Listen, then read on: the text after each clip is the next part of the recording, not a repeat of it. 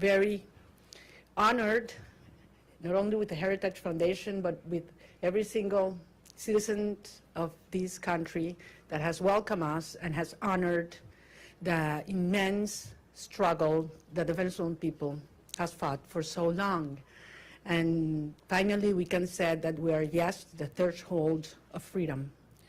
On January 3rd, 2026, a new milestone was achieved, and we are definitely now into the first steps of a true transition to democracy that will have not only immense impact in the lives of all Venezuelans, those who stayed in our country, those who have been forced to flee around the world, but that will have immense impact in the region, in our hemisphere, and I will say even further in the whole world.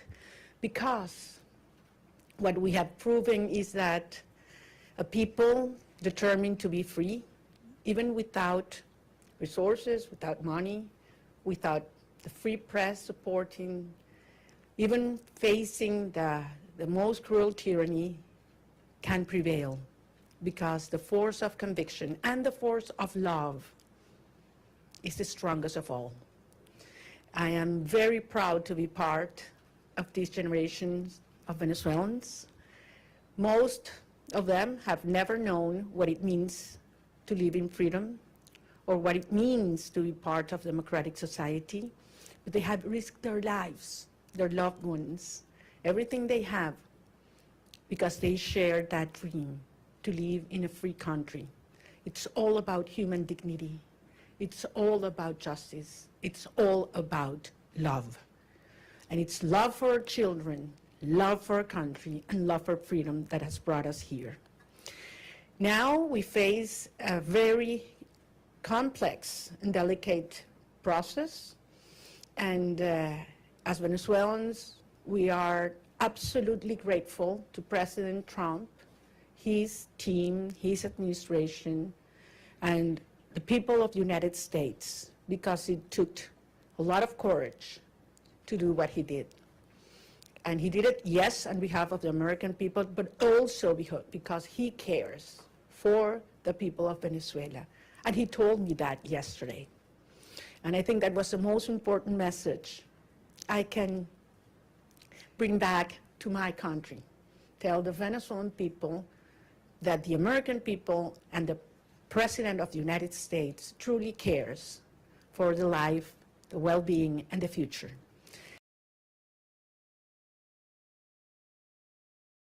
I'm certainly talking about our political prisoners and all those who have been persecuted, those who are all today in exile. But I'm also talking about those children that are growing without their mothers because they had to flee to send food back, that are growing without education because public schooling in Venezuela works 2 days a week because teachers earn $1 a day and they need to get other jobs in order to eat, that are growing without health and food. And we have the generation that is suffering the highest levels of malnutrition in a century. That's our children right now. And it is because of them. It's because of saving lives that we're doing what we're doing right now. And that's why we're going to win. And the only thing I want to assure the Venezuelan people is that Venezuela is going to be free, and that's going to be achieved with the support of the people of the United States and the President, Donald Trump of the United States. So I'm very grateful to be here. We are facing challenging times ahead. We are prepared to do what it takes as a legitimate government. Edmundo González Urrutia and I have been in communication permanently all these days, and we feel not only with a mandate from the Venezuelan people, and that's why I'm here, and that's why what I convey to the President of the United States, but also with a huge task in front of us to prepare with all our teams around the world and in Venezuela to take over government when the right time So thank you very much, and I'm more than willing to hear your questions now. So I believe there is a procedure that has been designed, so because we thought there might be some interest today. Thank you very much. It's an honor to have you, Ms. Machado. I'm gonna start off with a question, and then we're gonna open it up to the press. My question to you, Ms. Machado, is you know the Venezuelan people more than anyone, and that's apparent from the very you know the Venezuelan people more than anyone, and that's apparent from the very strong support that they've shown for you time and time again. I wonder if you could tell us a little bit about, I mean, as you know, your country has been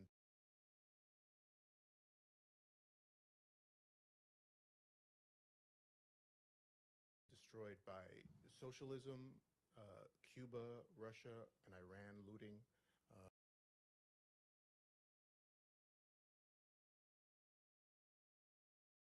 Do you see a future in which, at all possible, where a free and fair election and return to democracy in Venezuela restores anything but a strong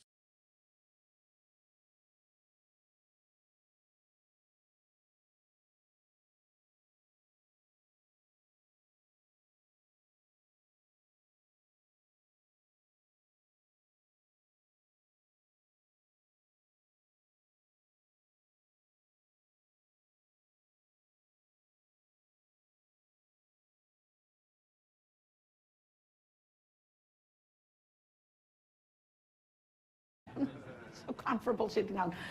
You want me to stand up? You prefer that I stand up? No? That's better now? Okay. Look, I'm very glad we start with this issue because I understand that there are many concerns regarding the transition in Venezuela and compared to previous events in all parts of the world. And I always insist in the difference between what is Venezuela today compared to Middle East countries that went through change in governments or regimes. We're talking about a society that is perhaps the most cohesive in the region. I would dare to say even in the world. I ask you to think any other society in which 90% of the population wants the same. Not only that they reject the actual regime, but we want the same. There are not religious tensions within the Venezuelan society, or racial, or regional, or political, or social. I mean, there was one longing that brought Venezuelans together, and that was, we want our children back home. And it was that demand that I heard all around Venezuela in 2023, when we were moving forward to the primary process, that made me realize how powerful it was to unite a country, to tear down the barriers that the regime had built to divide us, you know, between rich and poor, black and white, left and right, military and civilians. And we brought a country back together. That's why I always said, you know what, Maduro's gonna go. We're gonna get rid of him one day or the other. What's important is the country that's coming afterwards. And it's a country based on shared values. We want to live with dignity. We want to live with the result of our work, our effort, a society based in merit, and not if you know the chavista who is in certain place at certain time. Women do not want handouts. They don't want to live in give their children a box of food that has a high cost, because then you have to lower your head and repeat what the regime wants you to say, or dress as they expect you to dress.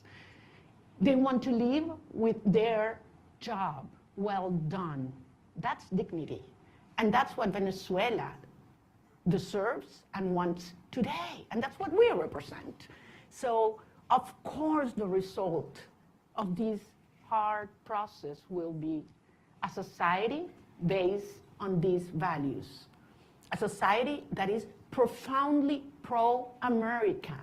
And I want to insist on this. Delcy Rodriguez, yes, she's a communist. She is the main ally.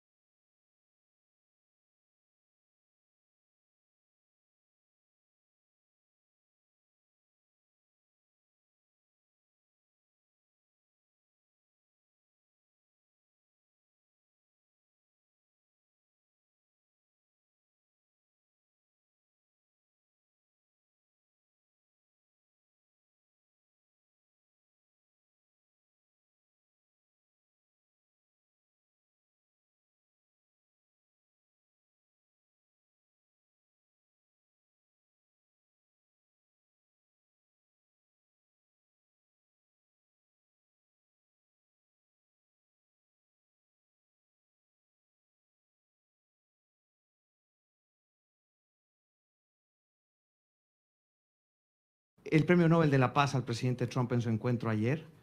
¿Qué le dio el presidente a usted? ¿Un reconocimiento de su legitimidad como opositora con el mandato de encabezar esta transición en Venezuela?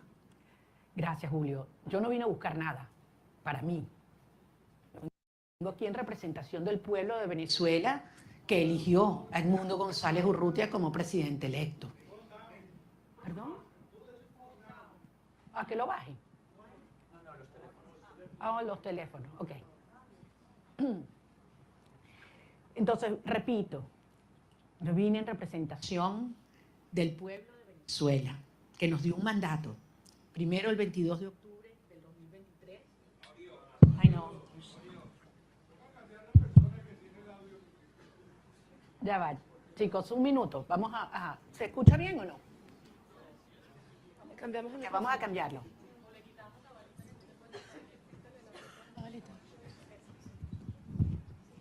Ok, ahora está mejor. ¿Ahora sí? Ok, voy a repetir la pregunta la respuesta a la pregunta de Julio. Les decía, yo vine a reunirme con el presidente de los Estados Unidos en representación del pueblo de Venezuela, que nos dio un mandato. El 22 de octubre del 2023, cuando yo recibí más del 92% de los votos en las primarias, y el 28 de julio de 2024, cuando Edmundo González Urrutia, en las condiciones más extremas y fraudulentas, recibió el 67% de los votos de los venezolanos, y lo probamos, Vine a recibir de parte de él un mensaje para los venezolanos, y es la seguridad de que contamos con los Estados Unidos para avanzar en una ruta donde se haga respetar la soberanía nacional, la libertad, la democracia y la justicia. Hay un proceso muy complejo en marcha, lo sabemos, pero se están dando pasos. Evidentemente, para los venezolanos es una situación cada día, para muchos venezolanos de vida o muerte, y ahí hay una enorme urgencia ética. Pero entendemos que este es un proceso complejo al cual nosotros somos parte y queremos y estamos contribuyendo. Gracias. Nick Schifrin from PBS, please. Hola, Maria Corina. Thank you so much. It's great to see you in person after seeing you virtually for the last few years. Two questions, if I could, similar to what you just answered, but in English. You had a very good meeting with the president yesterday, but he still maintains a positive relationship and positive language about Delcy Rodriguez. The CIA director was just there. So what's your message to the president and to the United States when U.S. policy is still to support the Chavismo government that still exists in Caracas? And I have to ask, your statement last night said that you felt like you were going to die at one point when you left Venezuela in the boat. Can you just tell us exactly what happened in that moment when you were in that boat? Thank you. Well, regarding all the details of how and when I left Venezuela, for the protection of those involved and help me get here, I will wait until the regime is no longer in capacity to harm them, to share that in detail. Yes, there was a certain moment in the trip, in the vote, where I was hurt because the waves were very high, over 6 feet, and there was a strong wind, and we got lost in the ocean. We lost the sign of the GPS, and the satellite phone stopped working, and Starlink antenna did not work as well, all at the same time. So it was very risky, dangerous, and scary moment, I have to say. And it lasted several hours. But at the end, as I say, you know, we have moved ahead de la mano de Dios. And that's why I believe it is a miracle, and I'm here. And I know that someday I will be able to tell you all the details and thank personally all those that risked their lives in order for this to happen, because they knew it was very important for our cause that I was able to leave my country at that moment. Regarding your first question, look, this has nothing to do with a tension or decision between Delcy Rodriguez and myself. This is about the cartel and justice. This is about a criminal structure that is the regime and the mandate of the Venezuelan people. That's what's at stake at this moment. I'm just one member of a huge movement of millions of Venezuelans that have decided and are committed to be free.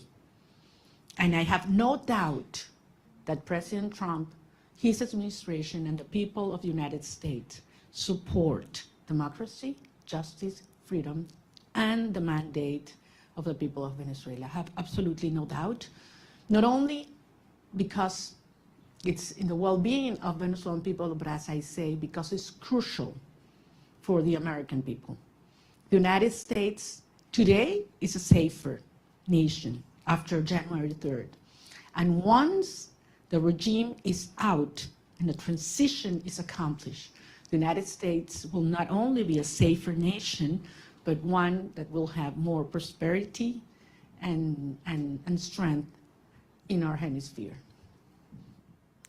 Can we get Eric Martin from Bloomberg, please?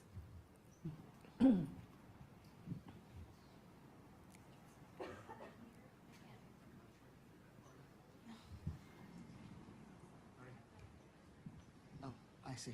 Sorry. Thank you.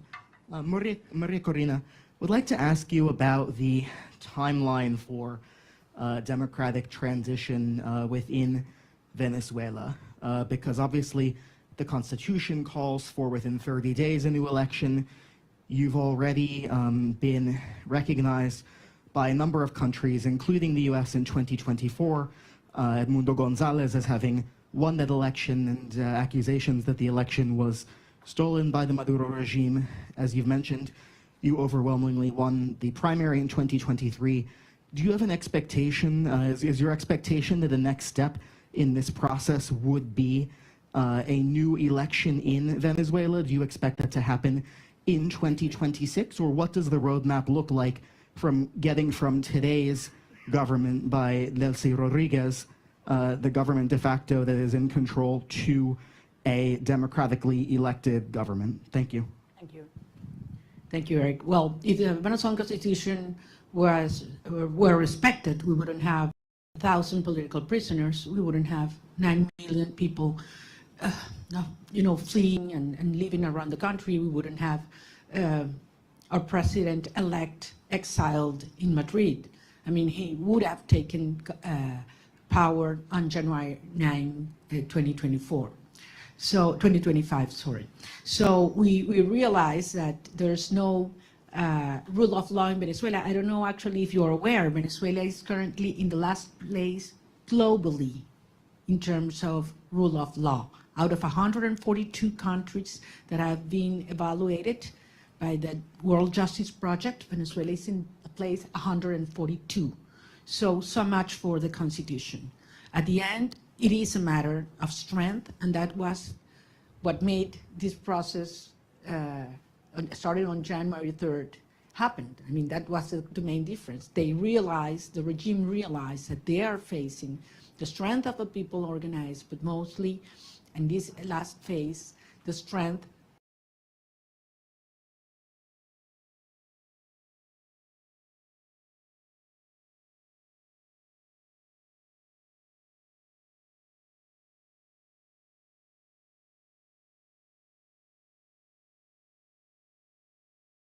of the democratic allies that are concerned about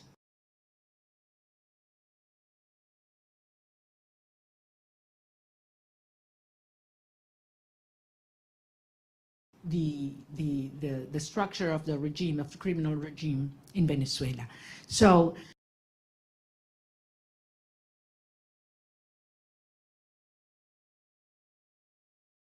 this is a process that has several phases. We are in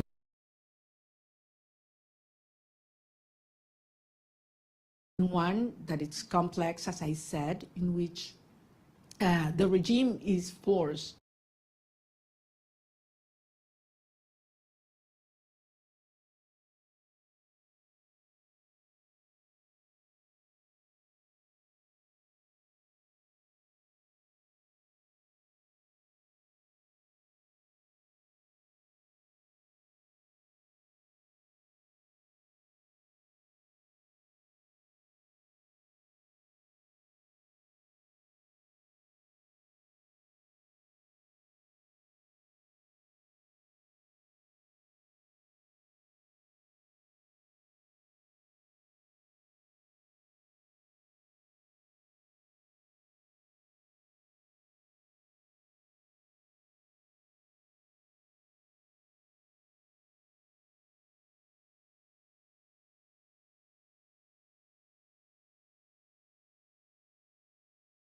Eric, believe me, I understand the urgency.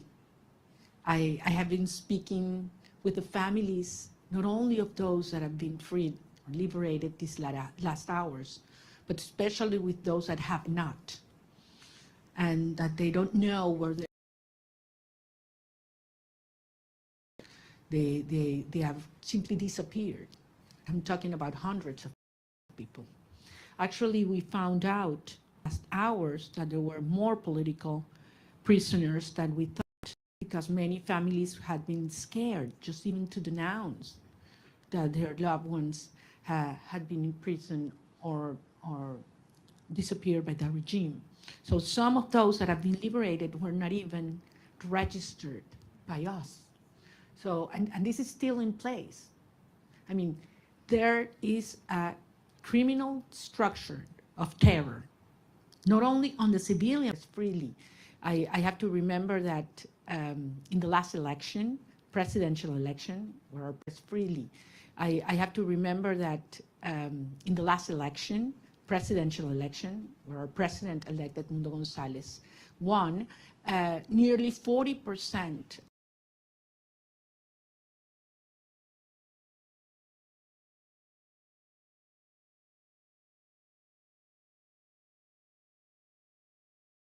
of Venezuelans that have a right to vote couldn't do it because the regime wouldn't allow them. That's one of the main things we need to correct. Every single Venezuelan living in Venezuela or abroad should have the right to vote as soon as possible. Thank you. Gaby Peroso from BPI, please.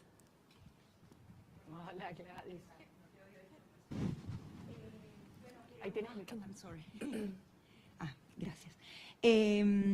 Quería que nos dijeras lo que se pueda revelar de la reunión con el presidente Donald Trump, por ejemplo, la importancia del reconocimiento al presidente electo Edmundo González, un cronograma electoral, eso se habló, hay posibilidades ciertas de esas dos cosas. Y en segundo lugar, una pregunta que se hacen los venezolanos, tu retorno a Venezuela, saliste con condiciones distintas ahora Estados Unidos también está involucrado en eso.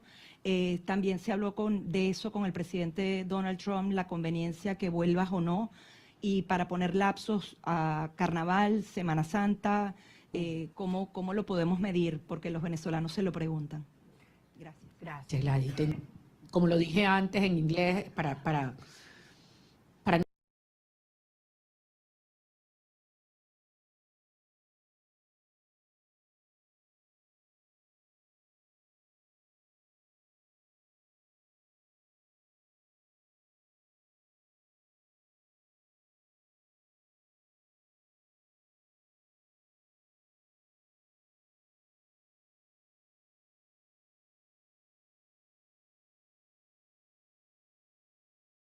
y evidentemente es posible.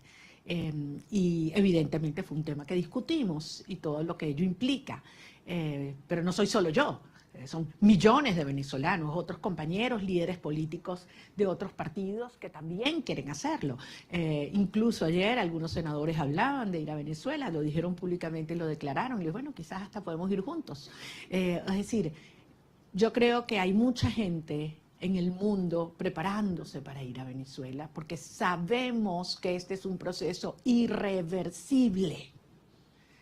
Puede tomar un día más, puede tomar un día menos, puede haber alguna fase que no nos la habíamos previsto o que no nos gusta.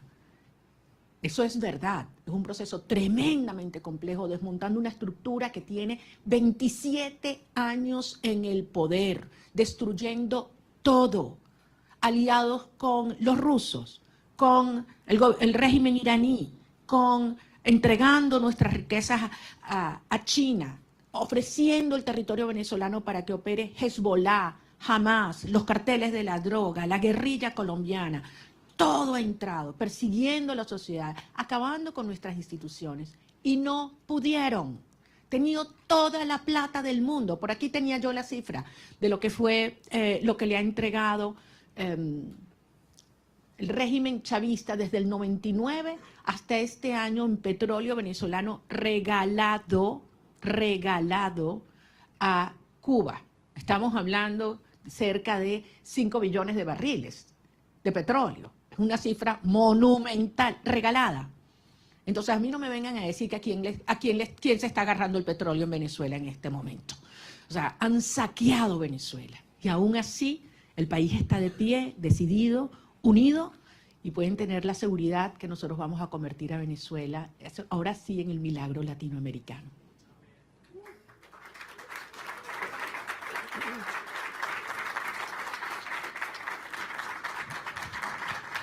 So this was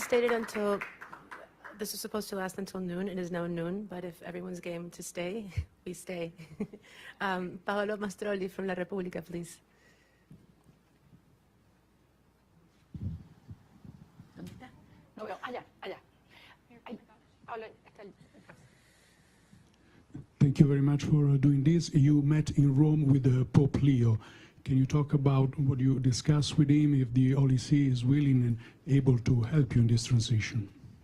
Thank you very much. That was a very important meeting. I'm a Catholic, as you know, and believe me, during my trip, I prayed a lot.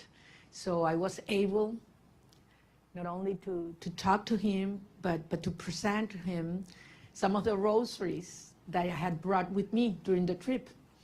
And it was a day that marked my life in a personal dimension, but also I had a reassurance of the Holy Father that he knows very well what's going on in Venezuela. He knows what the Catholic Church is going through because of the persecution and pressure on our bishops and priests and nuns. And I believe that he's not only concerned, but actively helping and supporting a peaceful transitional process to take place. I think it was a very important and timely message to Venezuelan society, which is mostly, as you know, Christian. So I think it couldn't have been in a better moment, and it brought a lot of hope and reassurance to our people. Thank you. David Alandete from Diario ABC, please. Aquí está David.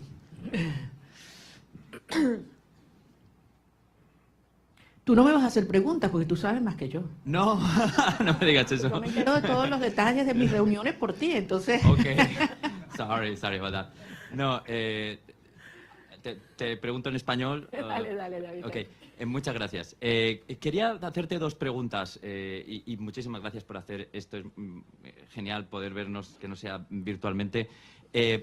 Estaba interesado en cómo...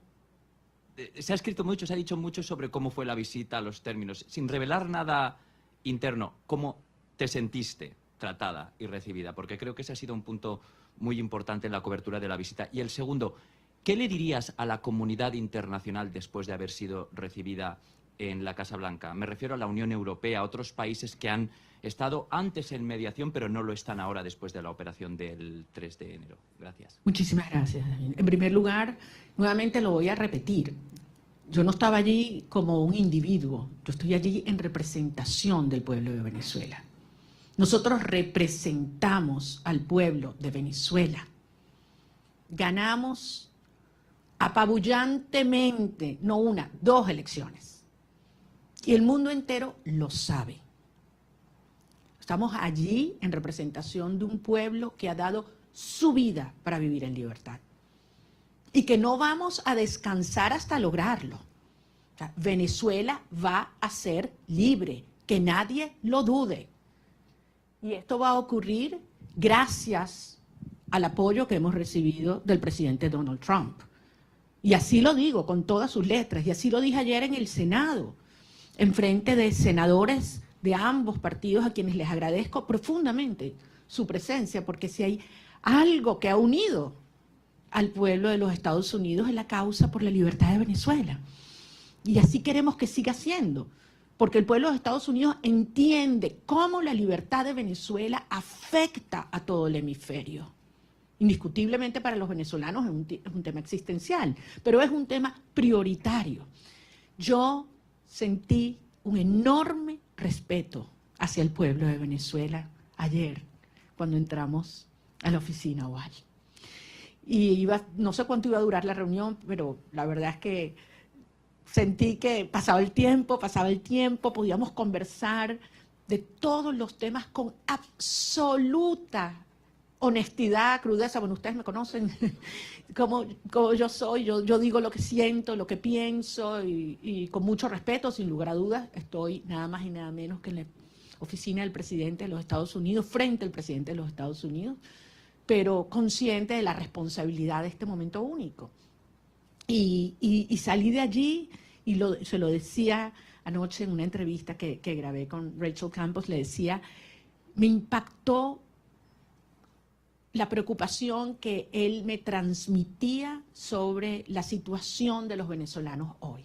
Cómo están los niños, cómo están los jóvenes, cómo están los ancianos, cómo está el sistema de salud, cómo está el sistema de educación, cómo están las familias, qué planes tenemos. O sea, yo creo que quizás públicamente se da a conocer más las preocupaciones por temas económicos, energéticos, etcétera, pero yo ahí pude tener una conversación con un ser humano que le duele lo que están viviendo los venezolanos, que le preocupa y que está genuinamente comprometido con su bienestar.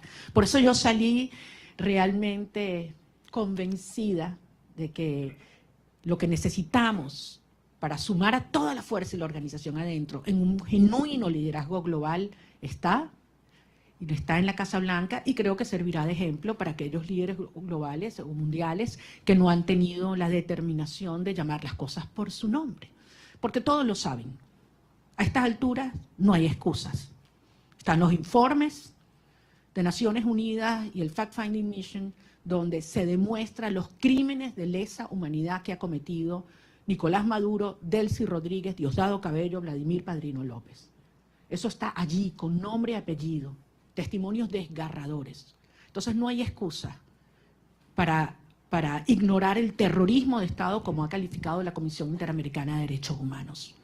más allá de todos los crímenes de corrupción, narcotráfico, tráfico de seres humanos, de armas, todo lo que sabemos que sigue ocurriendo en Venezuela.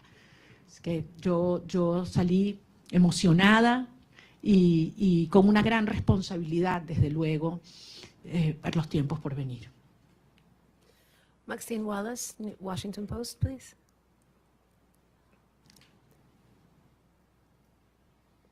Maxine is not here. Washington Post. Washington Post, here.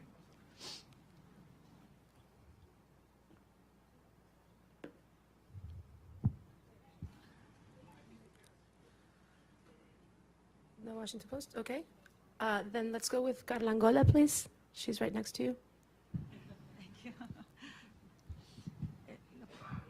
I can hold it. Okay, perdón. ¿Cómo estás, María Corina? Quería solo algunos detalles, ¿no? El primero que siempre me ha dado curiosidad sigue siendo, ¿cómo fue esa primera noche en la que dormiste sin estar en clandestinidad, sin haber estado todos esos años sin poder salir del país? Es decir, dormir una noche sin la sospecha o el peligro de que alguien te fuera a buscar. Eso siempre me dio curiosidad, que si lo pudieras compartir. Y después en esa reunión, ¿pudiste conocer cómo te vas a involucrar? Porque el presidente lo dijo en algún momento, que tú vas a estar involucrada en alguna de las fases.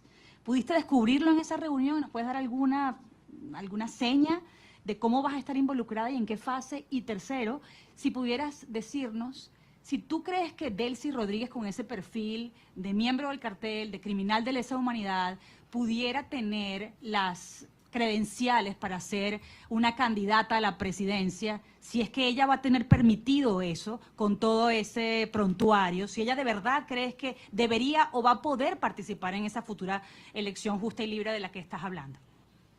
Bueno, tú me conoces bien, querida Carla, yo no voy a especular. Yo voy a hablar solamente sobre los hechos y aquellos que además me puedo dar fe. En primer lugar, de la señora Delcy Rodríguez, creo que la justicia de los Estados Unidos tiene suficiente información, y la justicia internacional. Solamente les recuerdo que no solamente es ideológicamente comunista y muy fanatizada, pero además ha sido, como en el cargo de vicepresidente, quien ha supervisado y ejecutado todo el proceso de represión en Venezuela. Es decir, los centros de tortura están bajo su dirección y han estado bajo su dirección. Es responsable directa. Además, ha sido parte del diseño de bypassear las sanciones de los Estados Unidos, la justicia de los Estados Unidos, para poder obtener y seguir haciendo transacciones financieras con países que son enemigos de los Estados Unidos. Entonces, queda muy claro cuál ha sido y cuál es su perfil.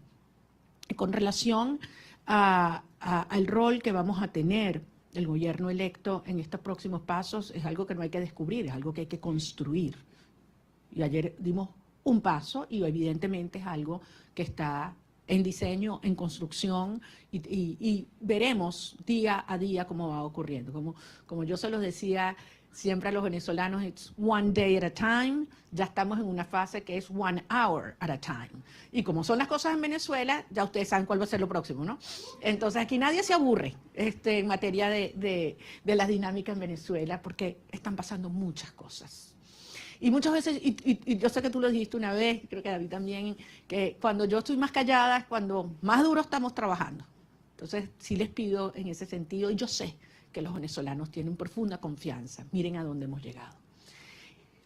Con relación, se meten mis temas personales, y estos son los que más me cuestan, a lo que fue la salida, lo único que les puedo decir es que yo no dormí esa primera noche.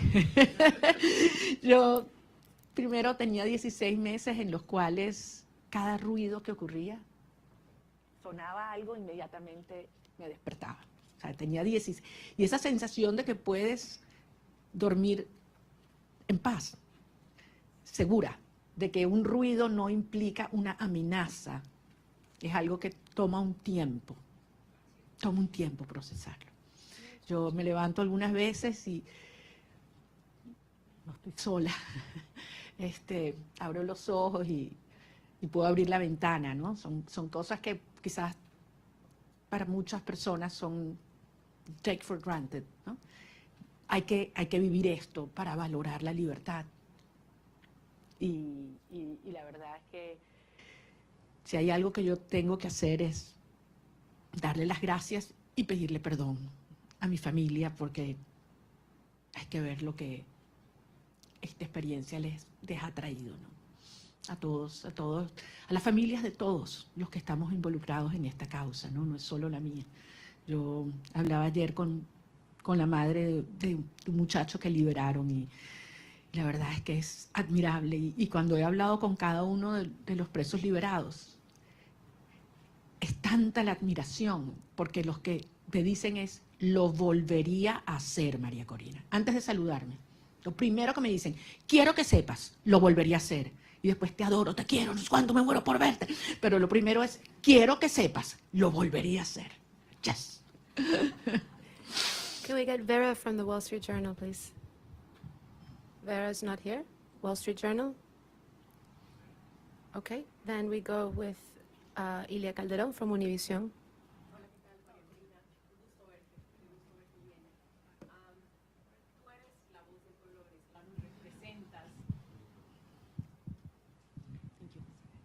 Tú eres la voz del pueblo venezolano y representas al pueblo venezolano. Delcy Rodríguez está en este momento al frente del gobierno de Venezuela. El presidente Trump ha tenido palabras para elogiarla y ha dicho que su gobierno está trabajando muy bien con ella. ¿Qué te garantiza a ti que va a haber una transición? Y si no temes que este hecho de que se lleven bien y de que estén trabajando bien lleve a que se perpetúe el régimen en el poder, en detrimento sobre todo de los venezolanos que están en Venezuela. Entiendo perfectamente tu preocupación, porque al final eso es lo que ellos han hecho. Pero recordemos, han habido 17 iniciativas de diálogo. Esta no es la primera, de aproximación o negociación, acuerdo. 17. Todas, absolutamente todas, lo que el régimen buscó fue ganar tiempo, legitimidad y plata. Y se salió siempre con la suya. Todo lo que se comprometían a hacer lo violaron siempre. Entonces, es lógico que el pueblo de Venezuela tenga esta preocupación. Pero la señora Delcy Rodríguez en este momento lo que está es cumpliendo órdenes. Ella no está en un acuerdo, a motus propio, ni cómoda. Ella está cumpliendo órdenes, porque al final, si algo demostró el 3 de enero, es que tenía que haber una amenaza real, tenía que haber fuerza real. El costo de quedarse en el poder tenía que ser más alto que el costo de la salida para que se diera este cambio de actitud en el régimen.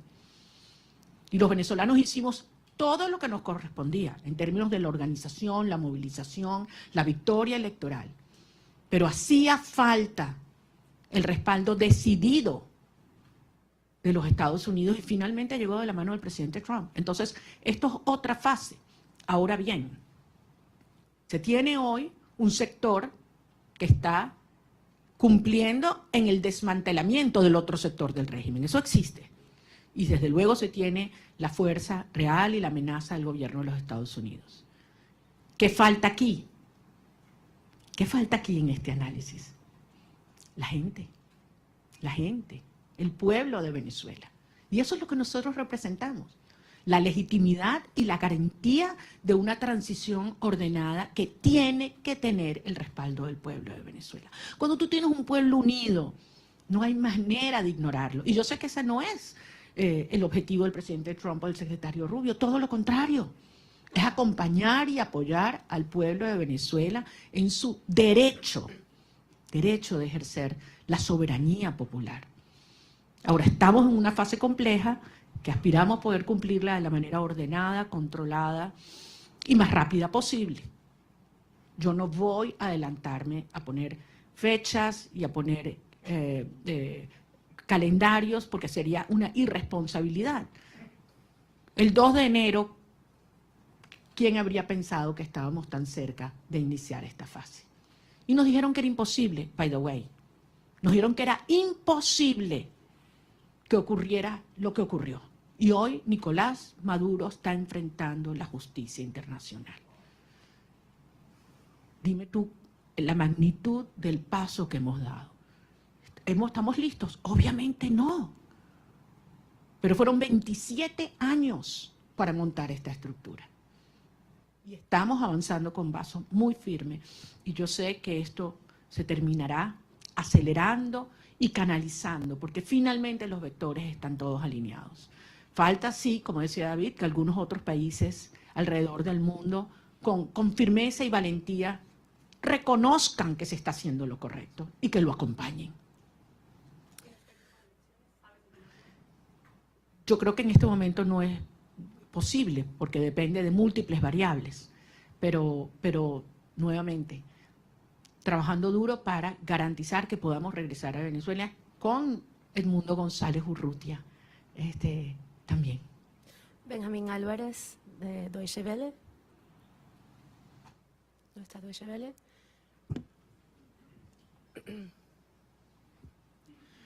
Muchas gracias. Una pregunta refiriéndome a lo que acaba de mencionar de que Delcy Rodríguez está recibiendo órdenes y no está cooperando con la administración Trump. ¿Cómo ve esta reunión de 2 horas que sostuvo Delcy Rodríguez con el presidente de la CIA el día de ayer? ¿Y no le preocupa esta cooperación tan cercana que está buscando la administración de Trump con ella y con la gente cercana al régimen? Yo no quiero especular, no conozco los detalles. Ahora, si los Estados Unidos obtienen la información que necesita por parte de esta señora, yo creo que ese es el tipo de cooperación que nosotros esperamos, sin duda, y nos conviene, sin duda. Yo entiendo que para muchas personas esta es una situación difícil de entender. Para muchos venezolanos quisiéramos que esto evolucionara probablemente de una manera más rápida y trabajaremos para que así sea. Pero desde luego, pocas personas tienen tanta información sobre la estructura criminal de la tiranía como quien fue parte de su diseño. Así que sin duda tiene información que le debe ser de altísimo valor al director de la CIA. We're going to take a couple of questions in English. Eric from Politico, are you here? Please.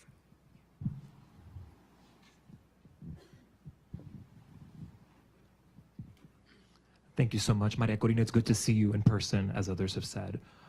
Today, Venezuela accepted its first deportation flights since the operation on January 3rd. It followed a month of pauses.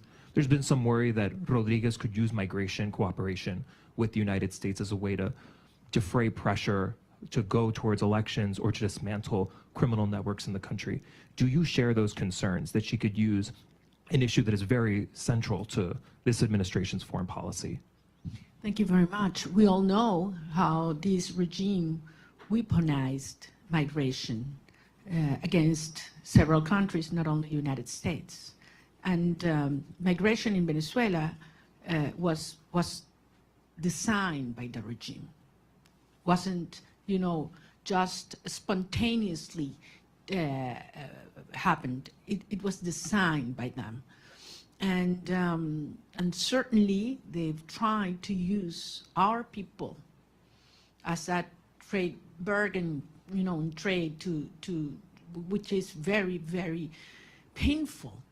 But I think everybody knows that the only way that we can have people on their own means, and talking hundreds of thousands coming back, is given the Venezuelan people the hope, the certainty that we will have a democratic future and security in our country. It's not a matter of having all economic problems solved. People are willing to go back to be part of the solution. But if they have, hope that we will have a freedom and democracy in the future. So I think it is clearly in the best interest of the United States and those that are concerned about migration to have a transition take place as soon as possible, because you will see millions coming back home. I have several accredited journalists from the AP. I don't know who wants to take the question. Josh Goodman from Associated Press. Hi, Maria Corina. Thank you. Lots of questions still about the meeting yesterday with President Trump. I just have 3 specific ones. Did you urge him to seek the arrest of Diosdado Cabello. Did you urge him not to meet with Delcy Rodriguez, as he's indicated he would? And did you urge him to not allow Delcy Rodriguez to reopen the Venezuelan embassy in Washington? Those are three specifics. Want to know what your position on those are. Thanks. Well, I think I don't need to urge the president of specific things. I think it's very clear what has to be done right now. We exchange views about the implications of several actions.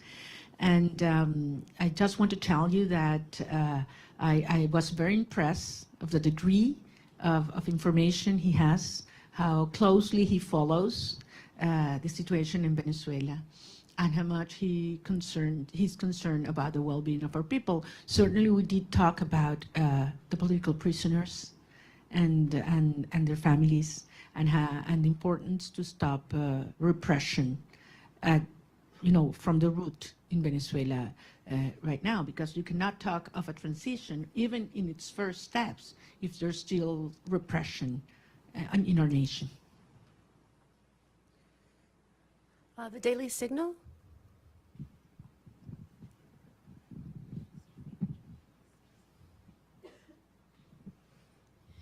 Thank you so much. Wondering regarding your meeting with President Trump yesterday, do you believe that you earned the trust of the president? And did you all specifically talk about a transition of power in Venezuela in which you would become president? Thank you. Point again, this is not about me. It is about the will of the people.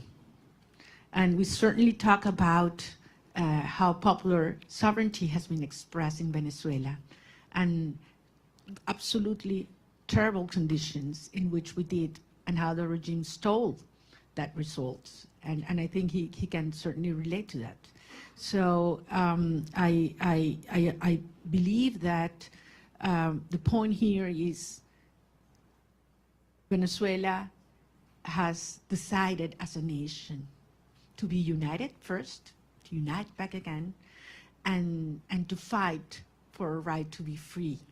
And he understands the moment and the implication for I would say the whole hemisphere. We talked, and I would say this, I know you can imagine that, about other countries, and specifically about Cuba and the implications of a transition to democracy in Venezuela, what would mean to Cuba. And I insisted in something I've said many times, that I believe that for the first time in history, we will have the Americas free of communism, dictatorship, and narco-terrorism, for the first time in history. And that's what's already happening. Sometimes you are so immersed in processes that, it's hard to understand the implication. The geopolitical and historic implications. Imagine what this will mean to have these dictatorships finally gone in Venezuela, in Cuba, and Nicaragua.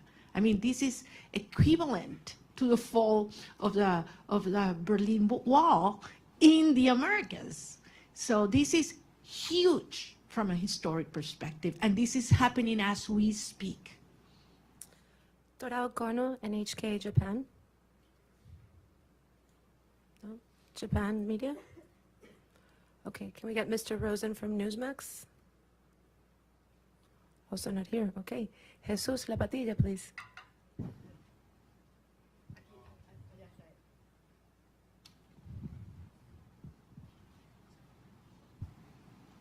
Pardon me? Okay.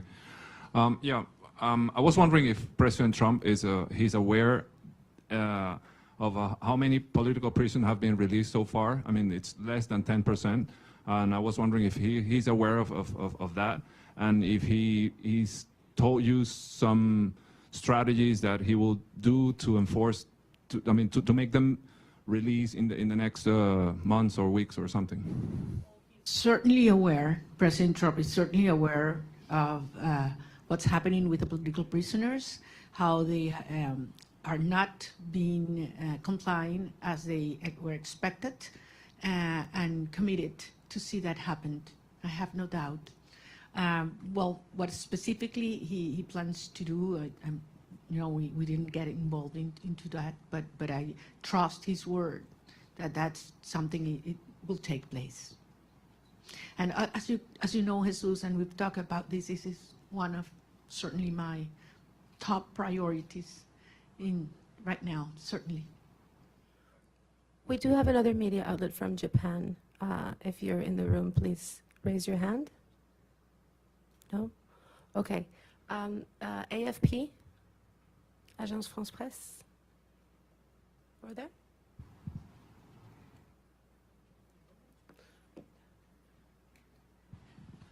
Sí, gracias.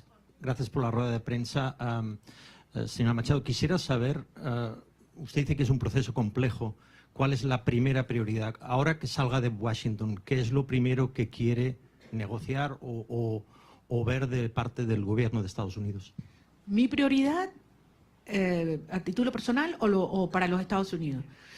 Bueno, en términos de esta fase hay que terminar de desmontar la represión.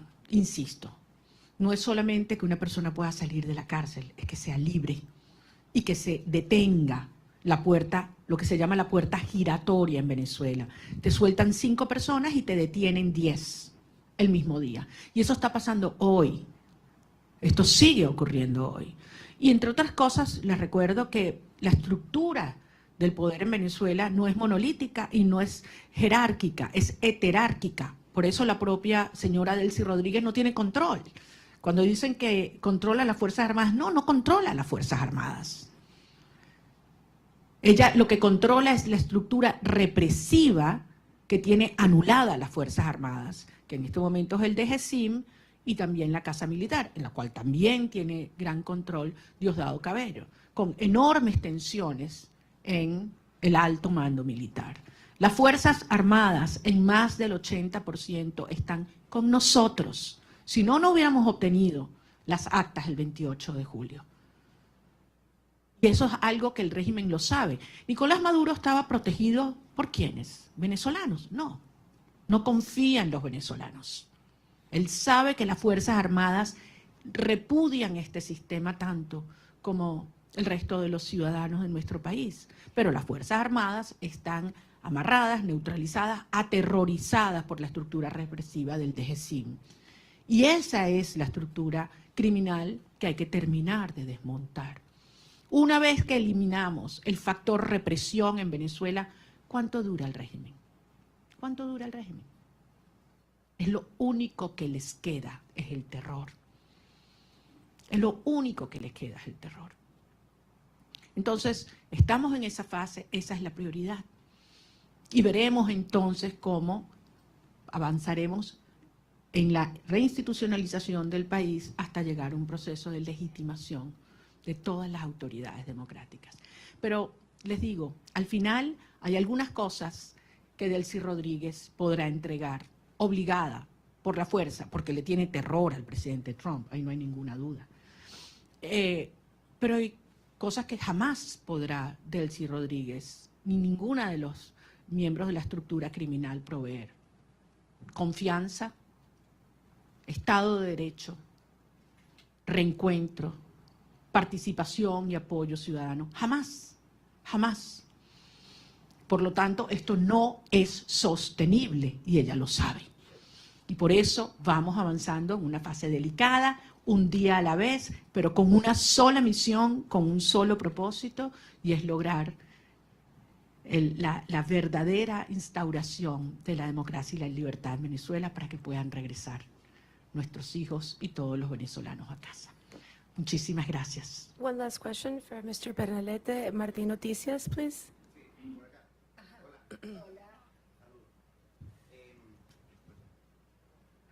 Corina, gracias por la oportunidad, gracias a todo el equipo. Conversación que tenga prevista con el secretario Marco Rubio en virtud de recapitular un poco la orientación diplomática entre Venezuela y el gobierno de Estados Unidos, y hay alguna aclaratoria con los términos de cooperación energética entre Estados Unidos, dado que el secretario del Departamento de Energía dijo que hasta 2 años podría ser el control del petróleo en Venezuela. Bueno, nuevamente, las cosas en Venezuela se están moviendo rápidamente. Es evidente que mientras esté el régimen en el poder, no hay confianza para ninguna persona, para ninguna institución, para ninguna empresa, y por lo tanto existe este nivel de supervisión sobre los ingresos petroleros. Pero la transición en Venezuela y como mismo dijo el secretario de Estado, las fases se solapan y esto puede acelerarse enormemente. Yo voy a tener varias reuniones en Washington y en otras ciudades sobre las cuales en su momento informaré, prefiero no hacerlo desde ahora. Yo sé que ustedes entienden por respeto a las agendas y a los acuerdos con mis interlocutores. Pero en todo caso, quiero darles las gracias. Créanme que es toda una experiencia interactuar con periodistas que pueden libremente decir lo que piensan, hacer las preguntas que les salen del alma y no las que les imponen, y poderlos ver a la cara con un backing que no sea blanco.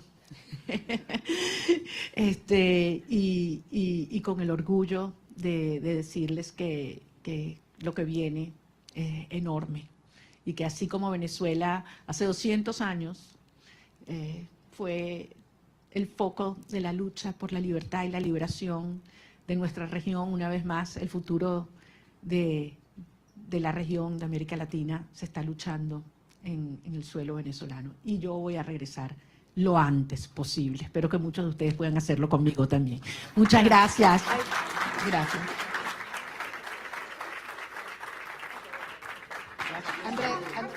Thank you very much.